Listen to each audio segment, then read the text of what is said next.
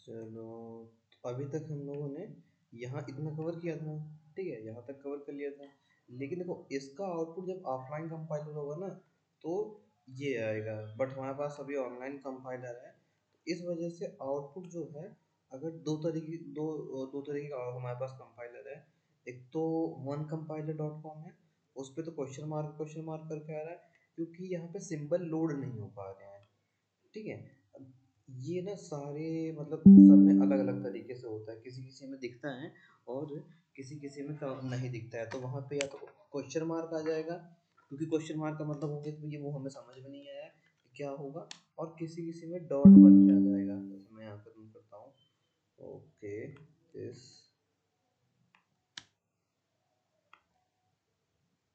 यहाँ पे डॉट बन के आ जा रहा है, ठीक है। तो कोई दिक्कत है नहीं, प्रोग्राम हमारा सही चल रहा है, बट प्रॉब्लम है कंपाइलर की, प्रॉब्लम है कंपाइलर की। अगर हम कोई भी यहाँ पे कैरेक्टर नहीं देते हैं, नॉर्मल अगर जो मतलब प्री डिफाइंड फंक्शन, क्या बोलते हैं, जो कम हमें आउटपुट मिलना है, कंपोनेंट होंगे, जो भी आउटपुट आएगा हर एक रो के अंदर, हर एक कॉलम का, वो ऑटोमेटिकली ही आएगा, ठीक है। देखो अभी हमने रो को प्रिंट कराया था, तो ये आ रहा है, देन ये आ रहा है। अब अगर मैं इसका जस्ट अपोजिट कर दूँ, यहाँ पे रो की जगह कॉलम को प्रिंट कराऊँ बी, रन करता हूँ, तो यहाँ पर भी डॉट आएगा, और इसमें कराने से बी, इसमें भी हमारा आई थिंक क्वेश्चन मार्क ही आएगा, क्वेश्चन मार्क ही आ रहा है। बट ऑफ जो हम लोग कोई ऑफलाइन प्रोग्रामिंग यूज़ करो, वो कंपाइलर यूज़ करोगे, तो वहाँ पे जो आउटपुट होगा मैं बता रहा हूँ, देखो ये प्रोग्राम हुआ, जो हमारा आउटपुट आएगा वो इस तरीके से आएगा। पहला तो ये आएगा, ध्यान से, स्माइल वाला सिंबल आएगा, ठीक है, पहला ये हुआ। उसके बाद हमारे पास एक स्माइल ना, एक dark smile, offline compiler use करना, 101% बता रहा हूँ उसमें आएगा। फिर normal smile, dark smile, heart का आइकन, ठीक है, और इसके बाद सब कुछ रहेगा, ये क्यूब का आइकन आ जाएगा। उसके बाद ये पत्ती का आइकन आ जाएगा, ठीक है, इस तरीके से आएगा। मैं 101% कर रहा हूँ, जब आप ऑफलाइन कंपाइलर यूज़ करोगे तो सारे कंपाइलर में अलग अलग आउटपुट आएगा, लेकिन मोर देन केस में ऑफलाइन कंपाइलर में ये आउटपुट आएगा, ओके। तो अभी हमारे पास ऑफलाइन कंपाइलर है नहीं, कि ज़्यादातर नीड भी नहीं होती, तो आपको कोई दिक्कत नहीं है, चलेगा हमारे पास। अब देखो हम नेक्स्ट चलेंगे, अभी तक हम लोगों ने 1 2 प्रिंट करा लिया है, छोटे मोटे स्टार प्रिंट करा लिए, स्टार के पैटर्न देख लिए। अब ए टू जेड प्रिंट कराएंगे, ठीक है, मतलब कैरेक्टर प्रिंट कराएंगे। कैरेक्टर प्रिंट कराने के लिए अब प्रोग्राम बनाते हैं, for int I equal to 1, फिर आई अगेन इक्वल टू, हम 5 रो रखेंगे, कॉमा आई प्लस प्लस, ठीक है, दिस इज, और इसमें क्या करना है हमें, T R I N T print F, oh sorry, double inverted comma backslash N, ठीक है। फिर for int B equal to 1 से स्टार्ट होना चाहिए, क्योंकि हर एक रो में बढ़ेगा ना, और बी ग्रेटर देन आई, ठीक है, दिस इज, उसके बाद बी इंक्रीमेंट होता रहेगा हमारा ये। अब हमें करना क्या है, नॉर्मल है, print F single double inverted comma char C use कर लेंगे, परसेंट सी, ठीक है। अब मैं दिखाता हूँ, अगर मैं परसेंट सी क्या मान लूँ, बी मान लेता हूँ, सपोज दैट बी मान लिए, तो आउटपुट क्या आएगा, क्या आएगा आउटपुट, प्रोग्राम सही है गलत है, देखना, मैं दोनों कंपाइलर में आपको दिखाऊंगा। पहले तो नॉर्मल जो पॉपुलर है उस पर दिखा देता हूँ, विथ रिटर्न। मेरी आदत है सेमीकोलन छोड़ने की। देखो, डॉट डॉट बन के आ रहा है, क्यों? क्योंकि इसमें भी सिंबल रिटर्न हो रहा है ना। इसमें भी सिंबल रिटर्न हो रहा है, सेम ही प्रोग्राम है। क्योंकि पहले वाले प्रोग्राम में क्या था, सी था, तो वो सी से हम रिप्रेजेंट कर रहे थे, तो वहाँ पे सिंबल रिटर्न हो रहा था, यहाँ पर भी सिंबल रिटर्न होगा। बट अगर मैं इसमें थोड़ा सा बदलाव करता हूँ, मैं इसमें कहता हूँ सी भाई साहब, मैं आपको बता दे रहा हूँ कौन सा सिंबल लो, आप ए टू जेड सिंबल लो, ठीक है, ए टू जेड सिंबल लो। अब बट ए टू जेड में होगा क्या, प्लस बी से वन माइनस हो जाएगा हमेशा, ठीक है, प्लस बी से वन माइनस हो जाएगा इतना। तो अब आएगा क्या आंसर, अब आएगा A A A A A B A B A B A B C A B C D A B C D, ठीक है, इस तरीके से ए बी सी डी मतलब ए टू जेड का फॉर्मेट रहेगा, A B A B C A B C D A B C D, ठीक है। अब मान लो कोई कहता है कि चलो इसे हटा दो, अब प्रिंट कराते हैं, प्रोग्राम गलत हो जाएगा, क्योंकि यहाँ पे हमें या तो इसको जोड़ दें या तो इसको हटा दें, तो बी ही आया है, क्योंकि ए को उसने रिमूव कर दिया है, वो वन से ना स्टार्ट होकर इंक्रीमेंट वाली वैल्यू, मतलब ये जो एक इंक्रीमेंट हो गई थी वहां से चलनी स्टार्ट हो गई है। बट मगर मैं इसको -1 कर दूंगा कि नहीं, पहले तुम पीछे जाओ, ए से स्टार्ट हो, फिर वो ए से स्टार्ट हो जाएगा, ठीक है। अब ये तो वेरी परफेक्ट है, चल गया।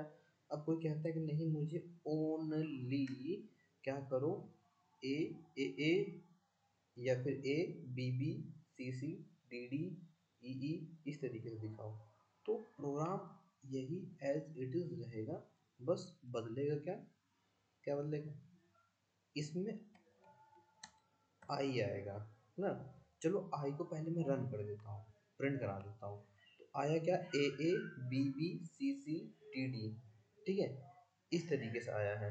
अब अगर इसको तुम चाहे तो इसको आगे पीछे कर दो, कोई दिक्कत नहीं, जैसे पहले माइनस कर दो उसके बाद प्लस कर दो, तो कोई चेंजेस नहीं होंगे ना। लेकिन यहाँ पे अब आउटपुट चेंजेस हो जाएगा कि यहाँ पे क्या होगा कि हमारा ना चेंजेस आ जाएंगे, मतलब अल्फ़ाबेट एक स्पेशल कैरेक्टर आ जाएगा, ठीक है, इस तरीके से। तो हम इसको थोड़ा सा उल्टा ही करके रखते हैं, like this, okay, this is. अब ओके, मैंने क्या किया है, इसका आउटपुट यहाँ पे रख देता हूँ,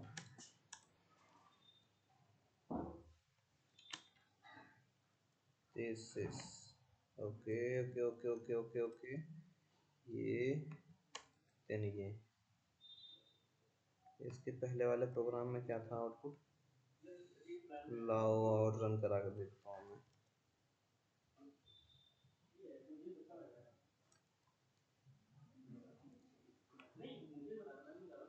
दिस इज,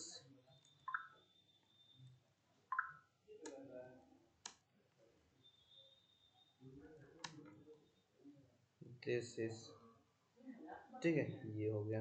देखो, ये तो समझ गए कि अगर अल्फाबेट प्रिंट कराना है तो ए कैरेक्टर पास करो, उसके साथ प्लस कर दो माइनस बी को, ठीक है, वन में बी में से वन माइनस कर दो।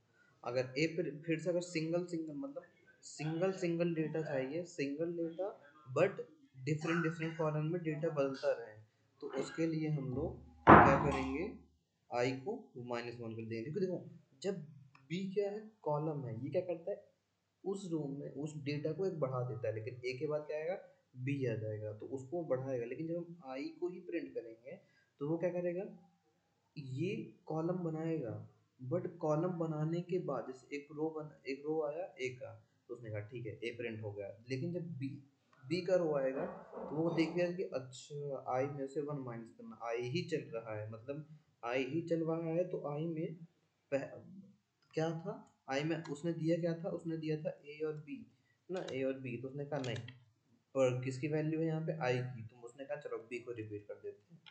ठीक है, इस तरीके से। ओके, तो बस ये फॉर लूप यहीं तक। अब ना हम देखेंगे इसके साथ कंडीशंस लगाना ना, कंडीशन लगाना, कैसे कंडीशन लगाएंगे, कि इफ एल्स कंडीशन कैसे लगाएंगे इसमें अंदर, कि कोई चीज़ें हमें चेक करनी होगी, जैसे प्रोग्राम चल रहा है, लूप चल रहा है, लेकिन हम चाहते हैं कि जैसे 5 तक चला है, मैं चाहता हूँ कि 2 पे आके स्टॉप हो जाए, 2 पे आके स्टॉप हो जाए, या फिर 2 के बाद चलना शुरू हो, जिसको कहते हैं ब्रेक एंड कंटिन्यूअस। ठीक है, ब्रेक एंड कंटिन्यूअस फंक्शन देखेंगे। तो प्रोग्राम 30.c हैव इंक्लूड, जो चीज़ ना समझ में आए कमेंट करो, मैं बता दूंगा। stdio.h int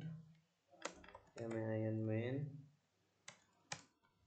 ठीक, ये हो गया। अब हमें ब्रेक और कंटिन्यूअस फंक्शन पढ़ना है। इट मीन्स देखो, समझो ध्यान से, यही प्रोग्राम था, मैं चाह रहा हूँ कि इसमें चेक करें ना, चेक करें, जैसे इसको छोड़ देता हूँ मैं आता हूँ नॉर्मल प्रोग्राम में, जहाँ मैंने आपको फॉर लूप पढ़ाया होगा, जैसे इसके पहले वाले प्रोग्राम में आता है, जैसे देखो ये प्रोग्राम है, इस प्रोग्राम को मैं यहाँ पे आता हूँ, ये क्या करेगा, हमारा क्या करेगा, बस डिक्रीमेंट चला देगा ना। चलो इंक्रीमेंट वाला प्रोग्राम देख लेता हूँ कि कहाँ चला गया, वैल्यू वैल्यू वैल्यू वैल्यू, ठीक है, ये रहा हमारा, sorry sorry sorry sorry, increment था, कहाँ चला गया, चलो कोई नहीं, यही प्रोग्राम रखते हैं। अब ये प्रोग्राम क्या करेगा, हमारा वन से माइनस करता हुआ जाएगा, बट मेरी कंडीशन क्या है, मैं चाहता हूँ कि जब कहीं 10 10 आए तो वहाँ पे प्रोग्राम रुक जाए, उसके बाद फिर आगे से चले। ठीक है, मतलब 5 पे आने के बाद रुक जाए, उसके बाद फिर से चले, तो विथ प्रोग्राम समझते हैं। देखो इस कंडीशन को बदल देता हूँ, आई इक्वल टू 1 कर देता हूँ मैं, इसको मैं 10 तक ले जाता हूँ, आई माइनस माइनस की जगह प्लस प्लस कर देता हूँ, और मैं यहाँ पे बैक स्लैश, चलो कोई नहीं, इस प्रोग्राम को रन कराता हूँ, दिखाता हूँ आपको अभी आउटपुट क्या आएगा। एरर आएगा क्योंकि मैंने सेमी कॉलन नहीं लगाया है। ये क्या है, 10 तक आया, मैं लेकिन मैं चाहता हूँ ना ये 5 से कंटिन्यू चले, या फिर 5 पे जाके रुक जाए ना, या फिर 5 से कंटिन्यू चलना शुरू हो। तो हम क्या करेंगे, यहाँ पे बस एक कंडीशन कंडीशन लगाएंगे, if I equal equal triple equal, नहीं सॉरी डबल इक्वल 5 होता है तो, अब देखो बहुत लोग पूछ सकते हैं कि डबल इक्वल का मतलब बताओ। सिंगल इक्वल मतलब होता है उस वेरिएबल की वैल्यू, ठीक है, वैल्यू, लेकिन डबल इक्वल मतलब होता है कि कंपैरिजन, दोनों बराबर है कि नहीं है ना, first value double equal to second value, क्या हमारी बराबर है कि नहीं। तो मैंने कहा if 5 equal equal, oh sorry, if I equal equal 5 हो तो हमारा क्या हो जाए, कंटिन्यू, ठीक है, सेमी कॉलम।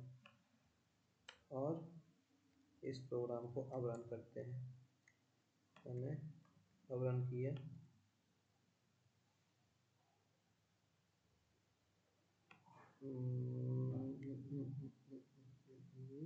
हाँ ठीक है, अभी चल रहा है, अभी ये क्या हो रहा है कि 5 आने पे, एक सेकंड रुको, मैंने किया था,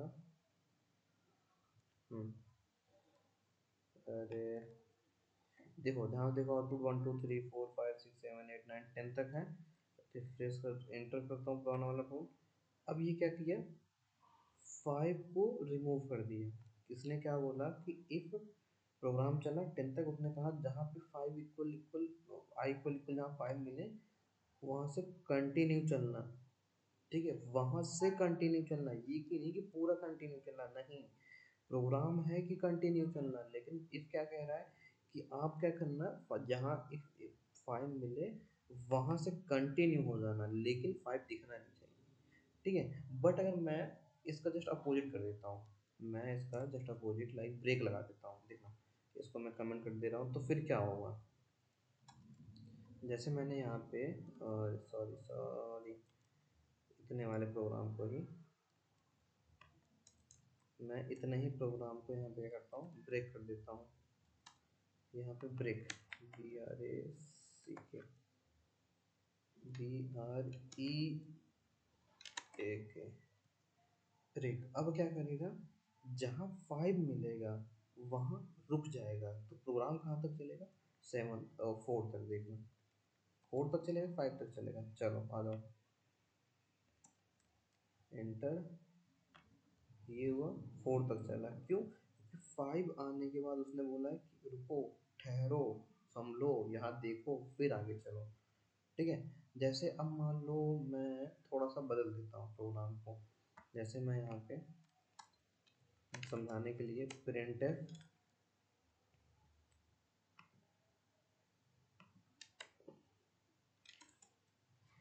हाय, और दूसरे वाले में HELLO हेलो चला देता हूँ, तो क्या आएगा, \NO,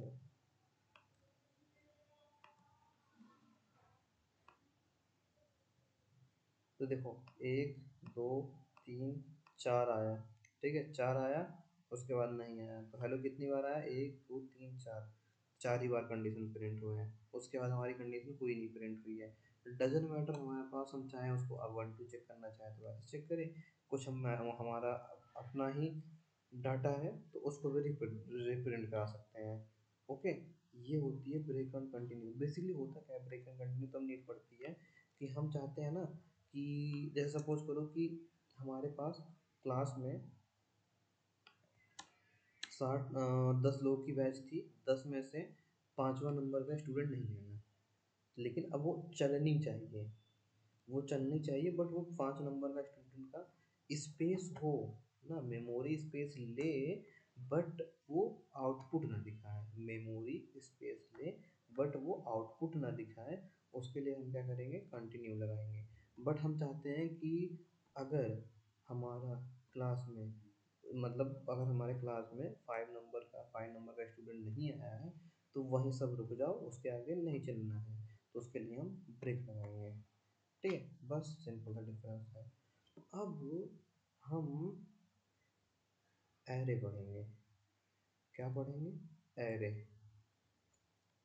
अब एरे क्या होता है, एरे होता है सिंगल टाइप की वैल्यू, सिंगल टाइप की वैल्यू मल्टीपल स्टोर कराना, जैसे मान लो अगर हम इंटीजर डेटा स्टोर करा रहे हैं, तो वह मल्टीपल इंटीजर स्टोर करा सकते हैं उसी में ना, अगर कैरेक्टर स्टोर हो रहा है तो मल्टीपल कैरेक्टर स्टोर हो करा सकते हैं, जैसे मैंने आपको बताया था, आई थिंक मैंने PDF नहीं दी है, तो जैसे मैंने देख एरे सेम टाइप के मल्टीपल वैल्यू स्टोर करने के लिए यूज़ करते हैं, ठीक है, सेम टाइप की मल्टीपल वैल्यू, लाइक अगर हमारे पास यहाँ पे ये इस तरीके से एरे रिप्रेजेंट करते हैं, अगर हमारे पास नंबर है तो हम 1 2 3 4 मतलब ऐसे कर सकते हैं।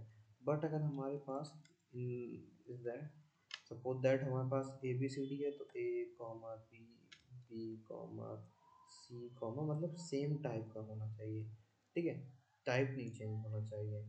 और असाइन कैसे करते हैं, आ जाओ देखते हैं कैसे असाइन करेंगे।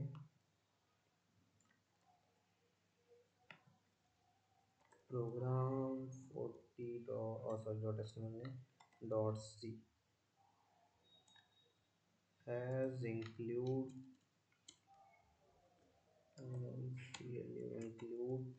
stdio.h, उसके बाद इंट मेन, ठीक, इंट मेन यहाँ पे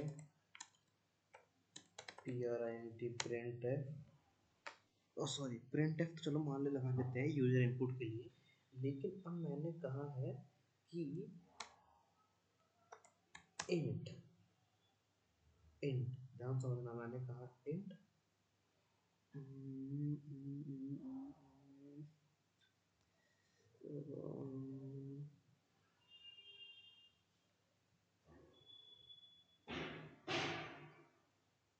चलो इसमें मैं आपको ना एक साथ मल्टीपल प्रोग्राम चला के दिखाऊंगा, थोड़ा सा और इसको डिफिकल्ट बनाते हैं।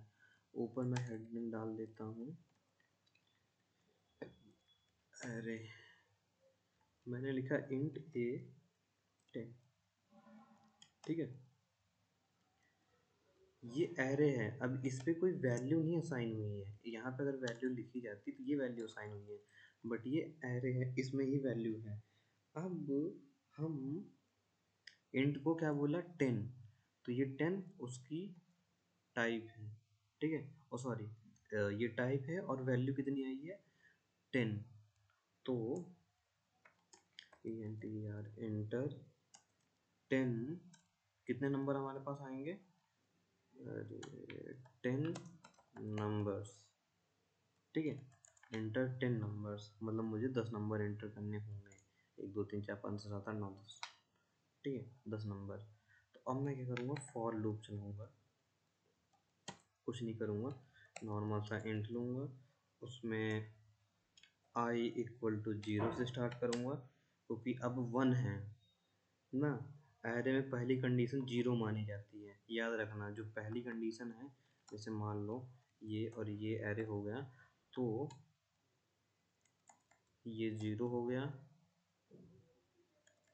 और ये 1 हो गया, सॉरी 1 हो गया और ये 2 हो गया, ठीक है। याद रखना ये बात बहुत इंपॉर्टेंट है, एरे में फर्स्ट इंडेक्शन जो होता है वो 0 होता है।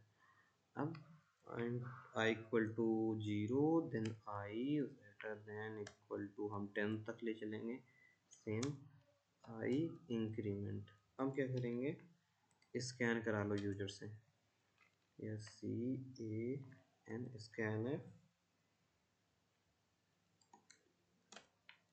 परसेंट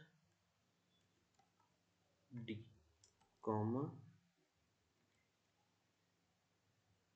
एंड ए में क्या होना चाहिए, आई, ठीक है, आई। अब देखो प्रोग्राम बना के,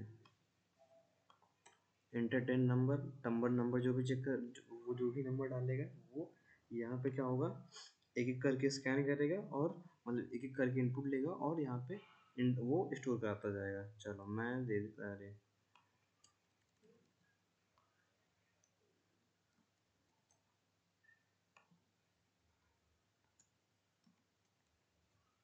प्रोग्राम को किया मैंने रन, इसने बोला भाई साहब कि आ जाओ, चलो चलो चलो, आउटपुट, आउटपुट डायरेक्ट कैसे आ गया,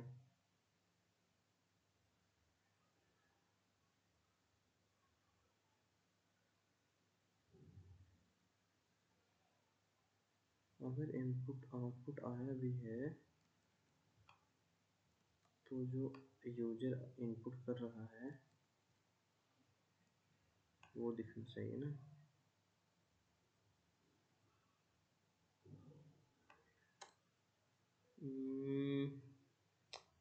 व्हाट इज द मिस्टेक,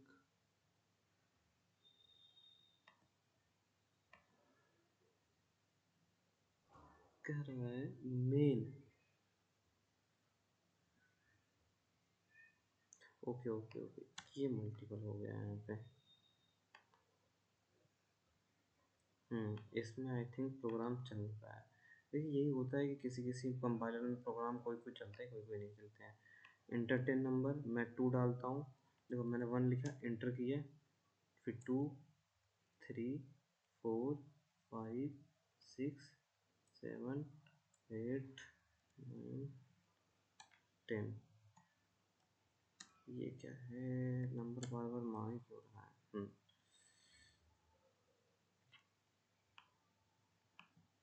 रुक जाओ, कंपाइलर में सही से नहीं चल रहा है, एक बार दोबारा चलाते हैं। 1 2 3 4 5 6 7 8 9 10 11 सक्सेसफुल। देखो हमने यहाँ पे यूजर से जो भी नंबर लिया है वो प्रिंट कराया है, बट वो जैसे देखो, जैसे मैंने लिखा 1, ध्यान समझना, मैंने लिखा 1, उसने यहाँ पे चेक किया कि 0 से चलवाए तो 1 ठीक है आया। उसने चेक किया 10 से बड़ा तो नहीं है, उसने बोला नहीं, एक इंक्रीमेंट करो। फिर उसने क्या किया, 1 को प्रिंट किया, ठीक है, किसको, 1 को। ये क्या है, ये बोल रहा है कि तुम्हें ए के अंदर कितना है, 10 नंबर्स सेव होगा, ठीक है, ध्यान समझना।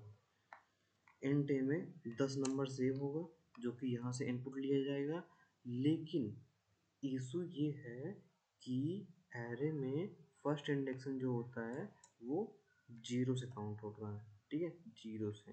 तो मैंने इंट 0 स्टार्ट किया तो 0 0 1 0 सही है।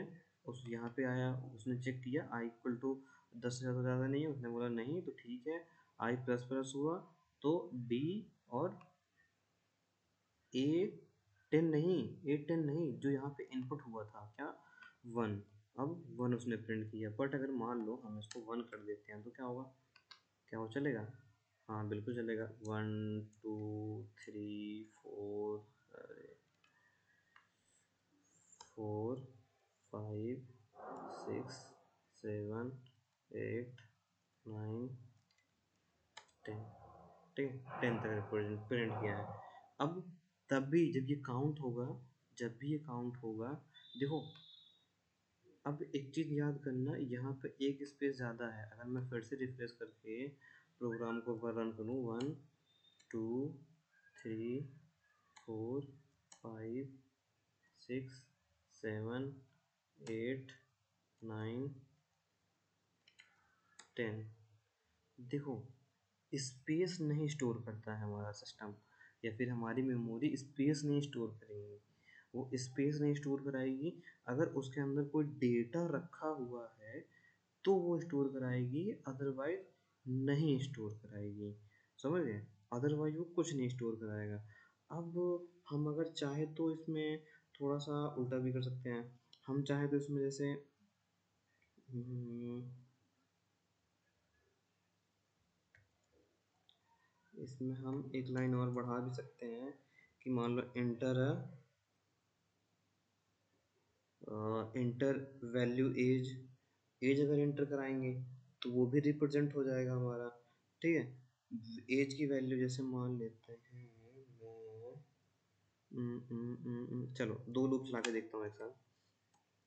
For int I equal to 0, हमेशा 0 से ही चलाना है, क्योंकि हमारा जो एरे काउंट होगा वो 0 से ही काउंट होगा। ये भले ही हमने यहाँ पे 1 से लिखा है, लेकिन हमेशा 1 और 9, ये 10 कितना हो गया, वो 0 नहीं है, अब वो 1 है। ये 10 में 0 से ही काउंट होगा, तो ये हमेशा 9 टाइम चला है प्रोग्राम, बट 0 को लेके एक 10 टाइम हो गया है, ठीक है। तो मैं int 0 I is greater than, इस बार 10 आई प्लस प्लस और print printf, यहाँ पे %d स्पेस दे देता हूँ, कॉमा ए, आई को प्रिंट कर देना यहाँ पे। बट हम यूजर से पूछेंगे print printf double comma \n enter values values array, ठीक है, array \n। अब ध्यान से देखना, मैंने कहा इंटर वैल्यू एरे ना, जो भी वैल्यूज हैं इन एरे के वो प्रिंट कर दो। अब चलो ये भी 0 से कर देता हूँ प्रोग्राम में, तो मैं अब डाल दिखाता हूँ। रन किया मैंने, फिर से गलती हो गई, ये रहा, सेमीकोलन लगाना मुझसे छूट जा रहा है बार बार। रन किया, एंटर मारा है तो कोई काउंट नहीं होगा। 1 2 3 4 5 6 7 8 9 10 11, ठीक है। अब inter array, inter value array, मतलब कितनी वैल्यू है एरे की? 10, और सॉरी 10 डिजिट है। तो देखो कितने हुए, 1 से 10 तक। वो कितना काउंट, जो हमने 11 लिखा है ना, ये जीरो इंडेक्स पे आ रहा है, ठीक है। याद रखना ये जीरो इंडेक्स पे आ रहा है, ना कि हमारा फर्स्ट में आ रहा है। तो अगर जीरो, अगर हम कोई भी संख्या जीरो से स्टार्ट होगी, वन से तो स्टार्ट नहीं, वन से हम लिखते हैं, लेकिन वो उसका सबसे स्टार्टिंग पॉइंट क्या होता है, वन से पहले जीरो होता है, तो वो जीरो से स्टार्ट करेगा, ठीक है। अब ना मैं अगर इसमें थोड़ा और चेंजेस करता हूँ, मैं कहता हूँ इसमें अगर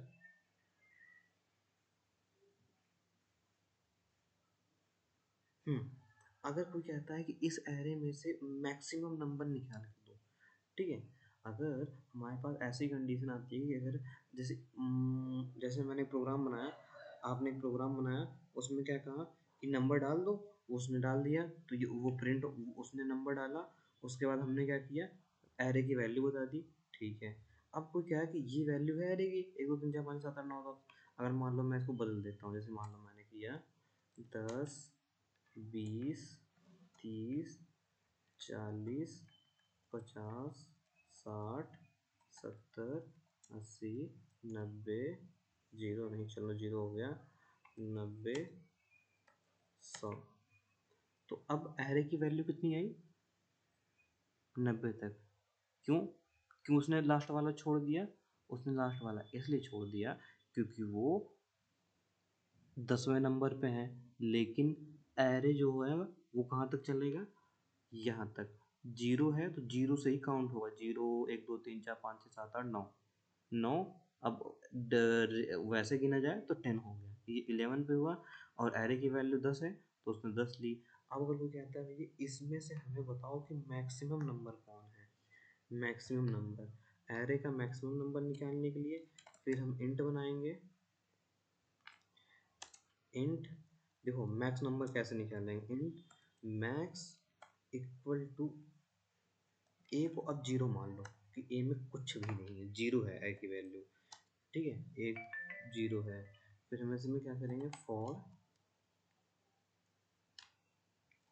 इंट मैक्स हमने बनाया है, मैक्स ये मैक्सिमम नंबर निकालने के लिए, जीरो इंडेक्स पे हमें मैक्सिमम नंबर निकाल के दो, मतलब जीरो इंडेक्स का हमें जीरो इंडेक्शन पे एरर हमें मैक्सिमम निकाल के दो, ना कि जीरो एरे होगा उसमें, ये एक इंडेक्शन होगा जिसपे हमें क्या चाहिए, एरे की वैल्यू, मैक्स एरे की वैल्यू।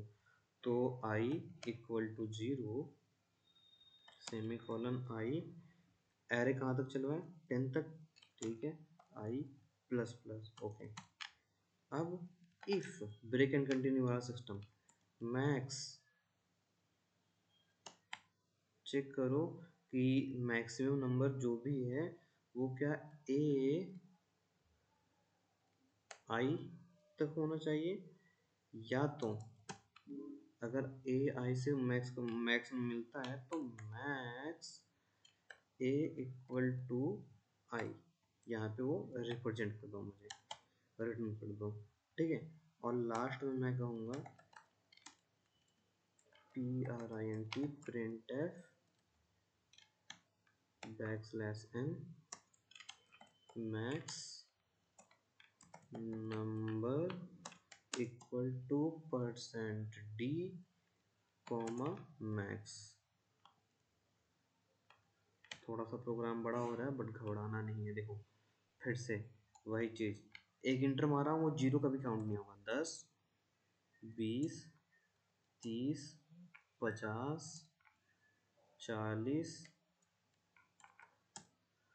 70 60 90 80, 0, 100। तो इसने बताया इंटर वैल्यू वैल्यू एरे, कितने इंटर वैल्यू हमारे पास मिल रहे हैं 10। उसके बाद मैक्स नंबर कौन सा है 90। और मैक्स कौन सा होता है जो कि सबसे ज़्यादा होना चाहिए। ठीक है, सबसे ज़्यादा नंबर कौन सा मिला 90, ना कि 100। याद रखना ये थोड़ा सा उलझा हुआ सवाल है, बट याद रख कुछ भी हो प्रोग्राम को ध्यान समझो। कोई मतलब नहीं है कि वो कहाँ से स्टार्ट हो रहा है प्रोग्राम। याद रखना कि हमारे पास कितने हैं 10 एरे हैं, कि इसमें एरे की वैल्यू 10 है, तो 10 तक ही हमारा प्रोग्राम काउंट होगा, अदरवाइज नहीं काउंट होगा। फिर दूसरा लूप समझना कि पहला लूप ये समझना कि उसमें कहाँ से स्टार्ट हो रहा है, 1 से या 0 से। 1 से स्टार्ट होगा तो वो 100 आ जाता है मैक्स नंबर। ठीक है, लेकिन 0 से स्टार्ट हुआ है, 0 मतलब 1 2 3 4 5 6 7 8 9। ठीक है, 10। तो अब 10 0 है, तो इसमें मैक्स क्या है 90 है। ठीक है, ना कि 100। और ये तो हमने वैल्यू चेक करने के लिए थी, ये तो कोई बात नहीं, ये तो हो गई खत्म। और मैक्स निकालने का नियम ये रहा। ठीक है, बस चेक कर लेना है कि मैक्सिमम कौन सा होता है, इस तरीके से। ठीक है, बाकी अगर ये ना समझ में आया तो बताना, फिर से एक बार किसी और एग्जांपल के साथ चलाएंगे। अब एक और होता है मैट्रिक्स एरे। देखो मैट्रिक्स अगर हम देखें, मैट्रिक्स अगर देखते हैं तो मैट्रिक्स कैसे होती है हमारे पास, इमेज देख लेते हैं। इमेज अरे ये तो मूवी वाली मैप, एम मैथ्स। देखो एरे जो होता है इस तरीके का होता है, दिखाता हूँ मैं तुम्हें मैट्रिक्स एरे। तो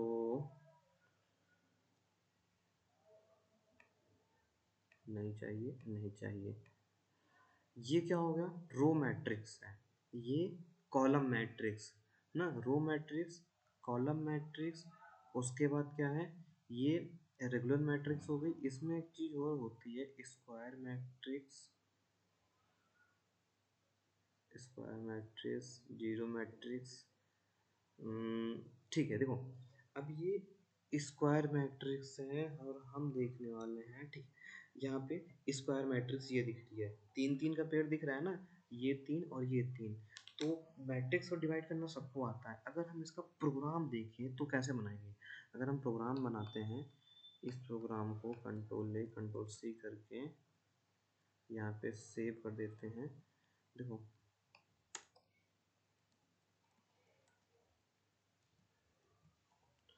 एरे, और मैट्रिक्स एरे में क्या होगा, अगर पहले तो मैं programme 50.c matrix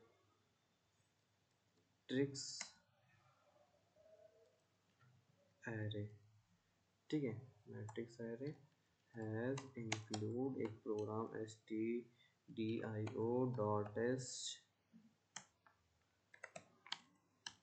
int main main। ठीक है, इंट मैन ये हो गया। अब हम क्या करते हैं इंट, ध्यान से इंट मान लेते हैं x। अगर हमें सिंगल बनाना हुआ तो ये लिखा हमने x। तो ये क्या हुआ देखो, x लिखते ही जो 10 था वो कौन सा, वो अगर वो बेसिकली रो एरे हो गया। ठीक है, रो में प्रिंट हो गया है। कॉलम एरे बनाने के लिए हमें क्या चाहिए होता है, मतलब अगर कॉलम बनाना होता है तो डब मल्टीपल लूप चलाने होते हैं, फॉर लूप और उसके अंदर नेस्टेड लूप चलाना होता है। सिंगल लूप मतलब रो बन गया। अब अगर हमें नेस्टेड लूप चलाना हुआ तो मान लो एक और हमें चाहिए कॉलम के लिए भी। तो दिस इज, अगर मैं इसको भी मान लेता हूँ 10, तो ये हो गया हमारा मैट्रिक्स रो। ठीक है, किस तरीके से, ये हमारा एक बनाएगा रो, दूसरा बनाएगा कॉलम। या हम इसको थोड़ा छोटा कर देते हैं, 3 3 का बना लेते हैं, मान लो ऐसा ले देते हैं 3 3 का, 3 रो 3 कॉलम। ठीक है, इसी तरीके से। अब अगर मैं आपको ऐसे दिखाऊं matrix A double R A Y matrix array, कहीं पे ग्राफ मिल रहा है,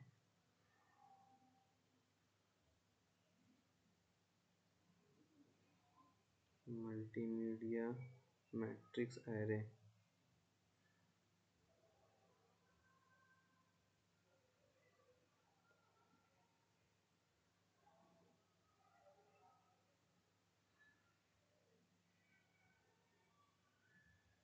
चलो आ जाओ इसी में देख लेते हैं। देखो,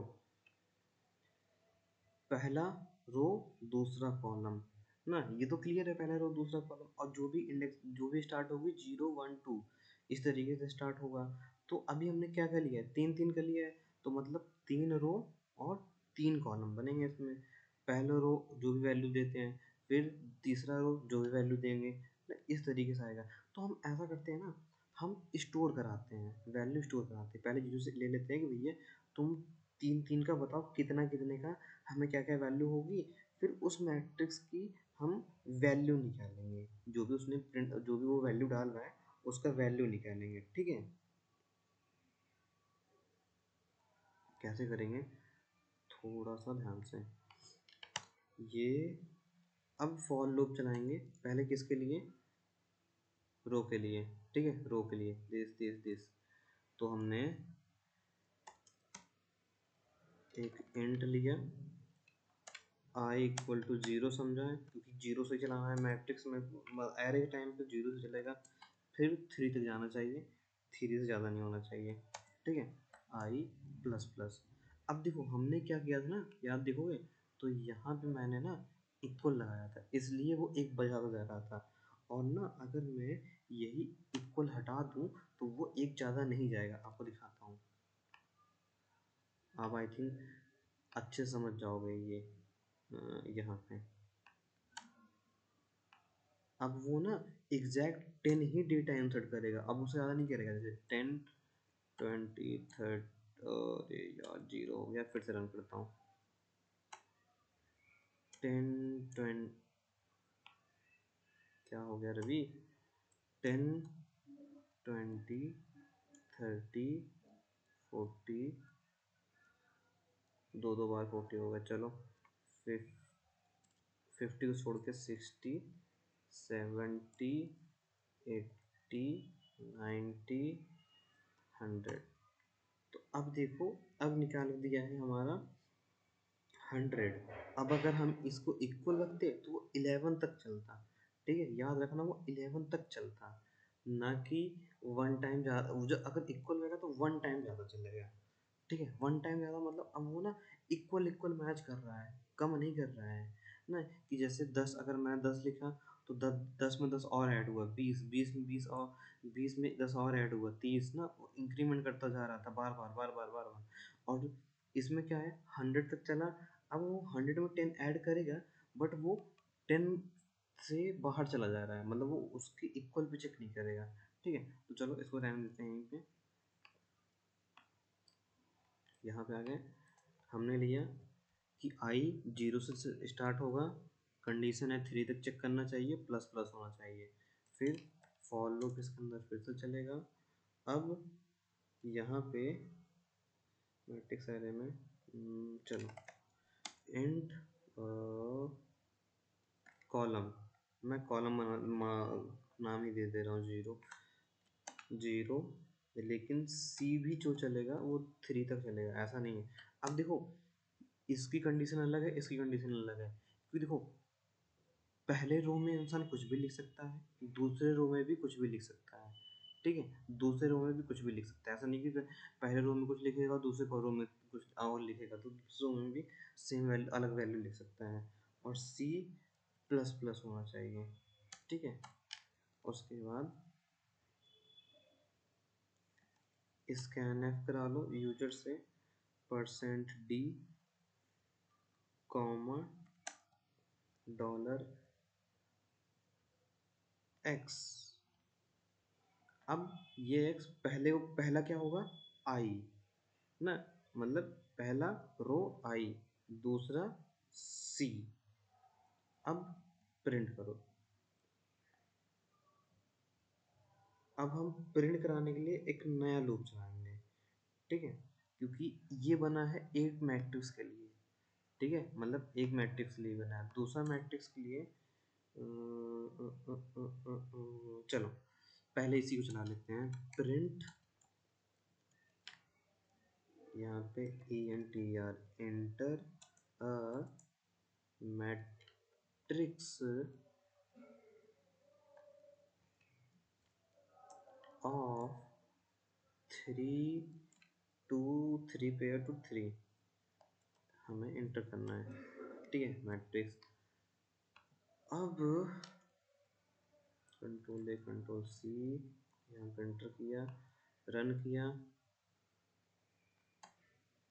स्पेस से कोई मतलब नहीं है, मैंने यहाँ पे फिर से स्पेस डाल दिया। मैंने लिखा 2 4 6 7 9 नहीं नहीं नहीं 2 6 8 10 12 40। उसके बाद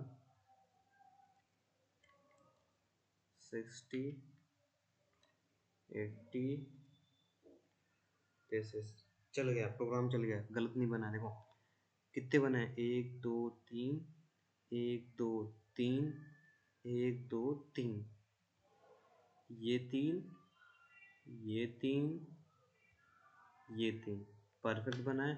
अब अगर ये प्रिंट एफ हम चला देते तो प्रिंट एफ चला देते तो उसको प्रिंट हो जाता। लेकिन अब हम वैल्यू प्रिंट कराते हैं, जैसे मैंने पहले वैल्यू प्रिंट कराई थी वैसे प्रिंट कराएंगे, बट अब अलग अलग प्रिंट कराएंगे, सबकी वैल्यू अलग अलग। जैसे मैट्रिक्स बन के आना चाहिए, ये एक रो, उसके आगे ये, उसके आगे ये, ऐसा आना चाहिए, या फिर इसके नीचे ये, फिर इसके 8 के सामने ये। चलो देखते हैं, हम प्रोग्राम बनाएंगे फॉर एंड मैट्रिक्स बनाना सीख रहे हैं, अभी उस पर कोई कैलकुलेशन नहीं करेंगे, ओनली मैट्रिक्स बनाना सीखेंगे। एरे बनाना सीख गए हो, मैक्सिमम निकालना सीख गए हो, अब मैट्रिक्स में मैट्रिक्स बनाना सीखेंगे ना। मैंने वैल्यू डाल दी, किसी ने वैल्यू डाल दी मैट्रिक्स में, कि हमने 3 3 का बनाया था कि ये रो के लिए और ये हमारा कॉलम्स के लिए वैल्यू डाल दी, तो बनेगा कैसे मैट्रिक्स, रिप्रेजेंट कैसे होगा, उसके लिए \n, ओ सॉरी सॉरी सॉरी, पहले तो हमारा print f डबल कॉमा में वो लिख के आएगा योर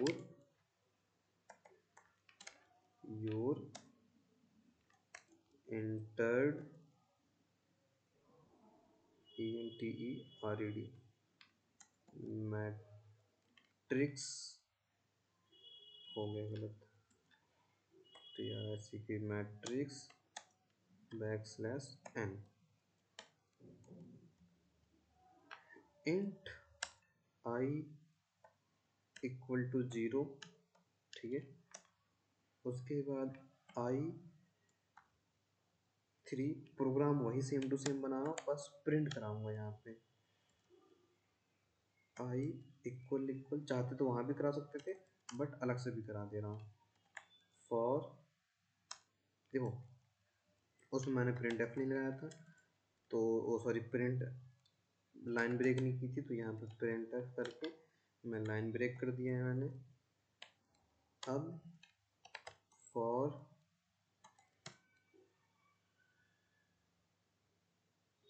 C 0 से चलेगा, कहाँ तक जाएगा, C 3 तक, 3 की बात है ना, और C++,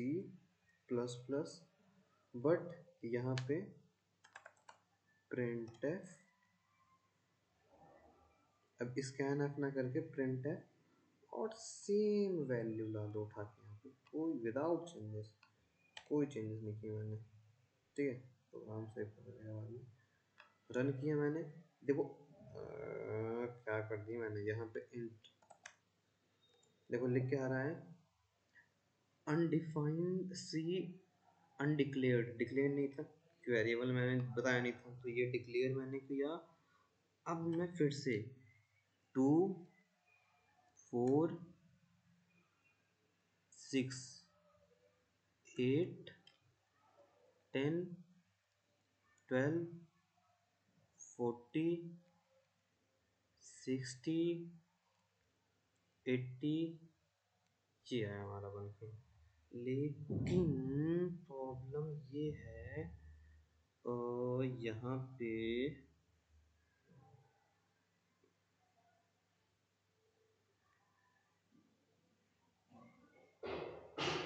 स्पेस नहीं दिख रहा है ना, पता कैसे चलेगा कौन सा मैट्रिक्स है। फिर से रन करता हूँ मैं।